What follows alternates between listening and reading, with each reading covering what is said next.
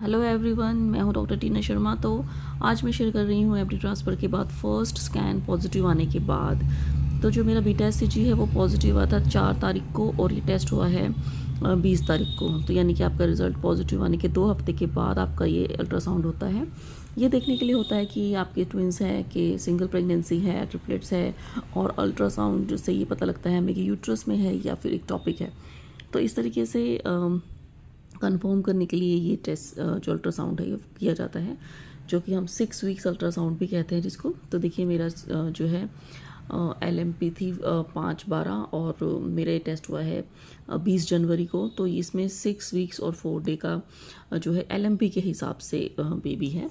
तो यहाँ पर मैं आपको पढ़ के सुनाऊंगी। Uterus is enlarged and shows a well defined gestational sac containing yolk sac fetal pole complex with normal decidual reaction. No perigestational collection is seen, यानी कि आपका यूट्रस जो है बढ़ा हुआ है, उसमें जेस्टेशनल सैक दिख रहा है जिसमें आपको योक सैक दिखना चाहिए और फीटल पोल दिखना चाहिए। तो देखिए कई बार सिर्फ जेस्टेशनल सैक दिखता है, उसमें योक सैक नहीं दिखता है या फिर फीटल पोल नहीं दिखता है, तो फिर आपको अल्ट्रासाउंड जो है रिपीट कराना पड़ता है। तो देखिए इसमें फीटल कार्डियक एक्टिविटी भी आ गई थी, इसमें 145 BPM थी। और ये देखिए ये डायमीटर दे रखा है कि कितना बड़ा है जेस्टेशनल सैक। तो इस जेस्टेशनल सैक के मेजरमेंट के अकॉर्डिंग 6 वीक्स और 6 डे का दिखा रहा है। CRL होती है बच्चे के सिर से लेकर जो हिप्स तक की जो है लेंथ वो इतनी है, उसके अकॉर्डिंग ये 7 वीक्स का दिखा रहा है।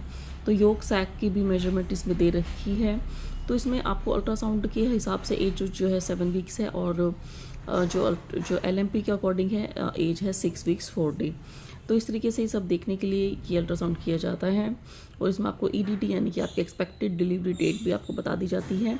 और सर्विक्स की लेंथ नॉर्मल है, बोथ ओवरीज नॉर्मल है, no free fluid seen in pouch of Douglas. तो यहाँ पर ये जो फ्री फ्लूइड नहीं होना चाहिए, तो ये नॉर्मल होता है।